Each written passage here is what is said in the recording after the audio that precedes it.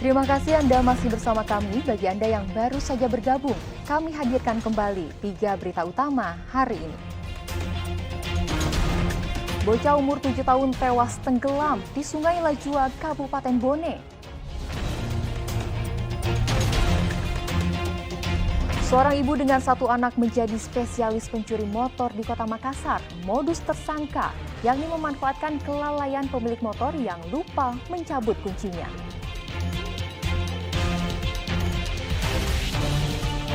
Anggota Basarnas Sulawesi Selatan melakukan kegiatan simulasi bencana untuk tangani bencana di darat dan laut.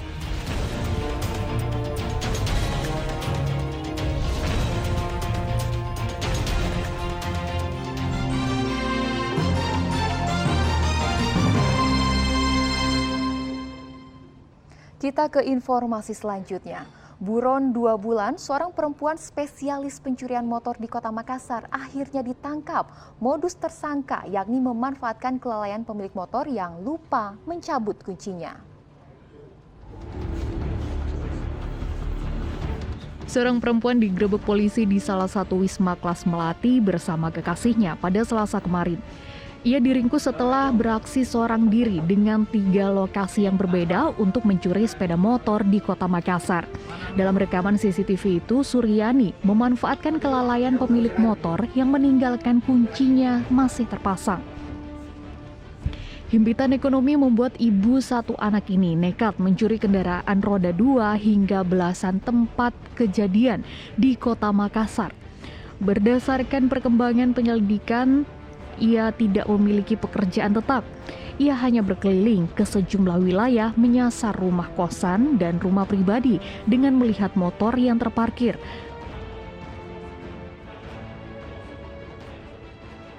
Dia memang pelaku ini sudah kerap kali. Dia hanya sendiri tanpa ada dibantu rekannya. Dia memang sengaja untuk berkeliling di Kota Makassar mencari motor yang ada kunci kontaknya. Dari hasil interogasi sendiri, si pelaku ini melakukan aksinya untuk apa? Maksudnya bagaimana? Pelaku melakukan kejahatan ini untuk membiayai anak kandungnya. Karena di mana anak kandungnya ini membutuhkan hasil-hasil dari kejahatan yang dilakukan pelaku ini. Selain menangkap pelaku, polisi juga menangkap seorang penadah serta menyita 4 unit sepeda motor sebagai barang bukti. Suryani terancam kurungan 4 tahun penjara. Andi Muhammad Sardi melaporkan dari Kota Makassar.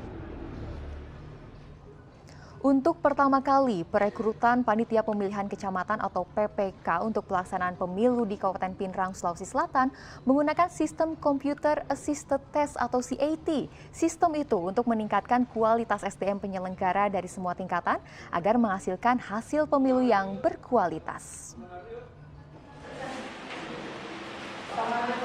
Ratusan calon panitia pemilihan kecamatan atau PPK mengikuti tes sistem komputer assist test di SMK Negeri 2 Kabupaten Pinrang. Panitian pemilihan kecamatan tersebut merupakan penyelenggara pemilihan umum di tingkat kecamatan. Melalui seleksi ini diharapkan menjaring PPK yang berkualitas sehingga hasil pemilu mendatang lebih berkualitas dibanding hasil pemilu sebelumnya. Indikatornya itu kan ukurannya jelas sekali bahwa nanti dia memperoleh nilai tertinggi melalui proses seleksi CAT, baru masuk ke tahapan seleksi selanjutnya. Dan bukan hanya itu, bukan hanya kecerdasan akademik atau nilai tertinggi di CAT yang kita butuhkan, karena proses selanjutnya masih akan diseleksi melalui tahap wawancara. Jadi seluruh yang memenuhi standar nilainya ini atau masuk 10 besar, itu kita akan wawancara. Penggunaan sistem CAT pada seleksi PPK merupakan yang pertama kalinya dilakukan. Sebelumnya, perekrutan petugas PPK setiap pemilihan umum hanya dilakukan secara ujian tertulis. Dari 325 orang yang mengikuti proses komputer assist test, KPU Kabupaten Pinrang akan menjaring masing-masing 10 orang yang terdiri dari 5 orang PPK dan 5 orang lainnya menjadi cadangan. Seleksi tes CAT se-Kabupaten Pinrang untuk perekrutan panitia pemilihan kecamatan se-Kabupaten Pinrang. dan jumlah peserta yang mengikuti tes hari ini tanggal 6 Desember 2022 sebanyak 325. Nah, ini ada berapa banyak Pak yang PPK yang rencana direkrut ini? Tadi jumlah peserta 325 dan insya Allah setelah melalui tes CAT ini, maka peserta yang dinyatakan bersyarat atau lulus setelah melalui tes CAT ini, maka akan melalui sesi terakhir, sesi selanjutnya yaitu tes wawancara. Untuk meminimalisir kecurangan, Komisi Pemilihan Umum Kabupaten Pinrang langsung mengumumkan rekapan nilai setiap peserta. Sementara calon PPK yang dinyatakan lulus dalam ujian CAT tersebut akan mengikuti ujian tahap wawancara sebelum dinyatakan sebagai anggota PPK. KPU Kabupaten Pinrang akan merekrut sekitar 60 orang PPK untuk bertugas di 12 kecamatan yang ada di Kabupaten Pinrang. Suardi Gatang melaporkan dari Kabupaten Pinrang. Ratusan anggota Basarnas Sulawesi Selatan melakukan kegiatan simulasi bencana. Kegiatan ini untuk memberikan pelayanan terbaik pada masyarakat saat bencana datang. Basarnas Sulawesi Selatan melakukan simulasi bencana alam di kawasan Pantai Losari, Makassar pada Selasa kemarin. Kegiatan ini sebagai latihan penanganan bencana yang bisa datang kapan saja.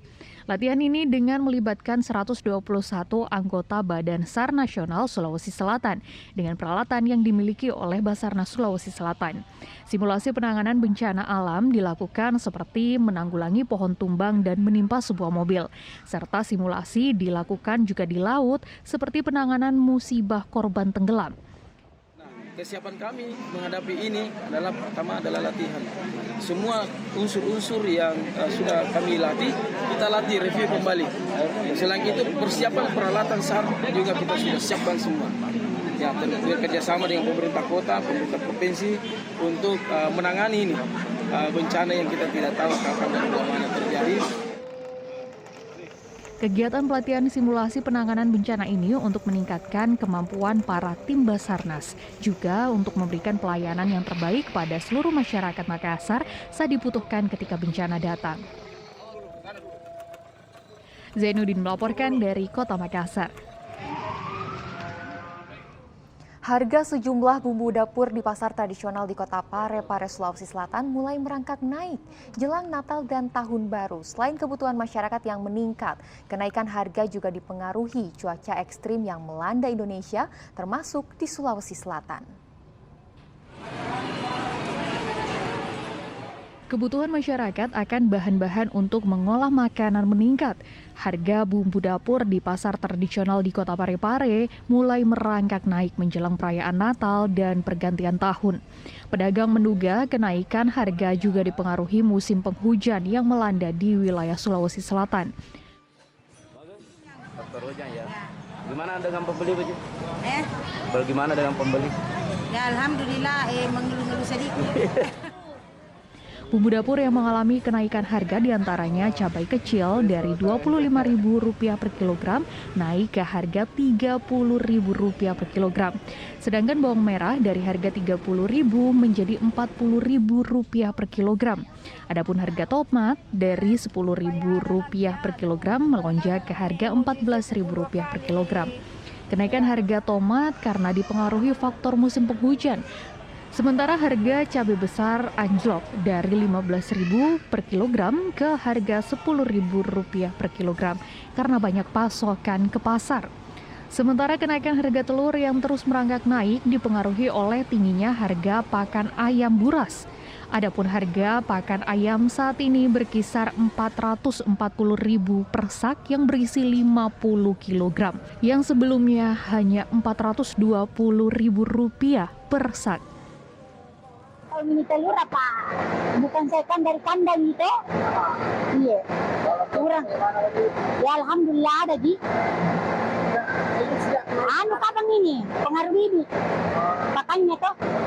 Iya karena naik sekali. Jagung, bibi, begitu. Meski terjadi kenaikan harga pada sejumlah komoditi, namun tak membuat daya beli masyarakat menurun. Suardi Gata melaporkan dari Kota Parepare.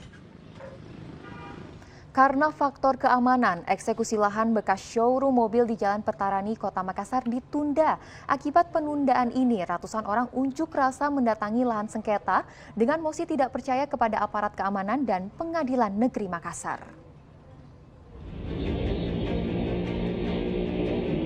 Ratusan orang dari Aliansi Pencari Keadilan Makassar menggelar unjuk rasa di lahan eksekusi Jalan Petarani Makassar.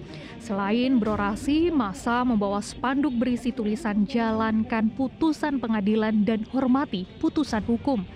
Akibat unjuk rasa, lalu lintas di Jalan Petarani terhambat. Apa penyebab ini? Jadi, baiklah teman-teman rekan-rekan media sekalian, bahwa apa yang menjadi aksi daripada hari ini itu kemudian aksi lanjutan di mana kami sebelumnya sudah melakukan aksi di Pengadilan Negeri Makassar dan Polrestabes Makassar terkait pelaksanaan yang sama, yaitu penundaan eksekusi.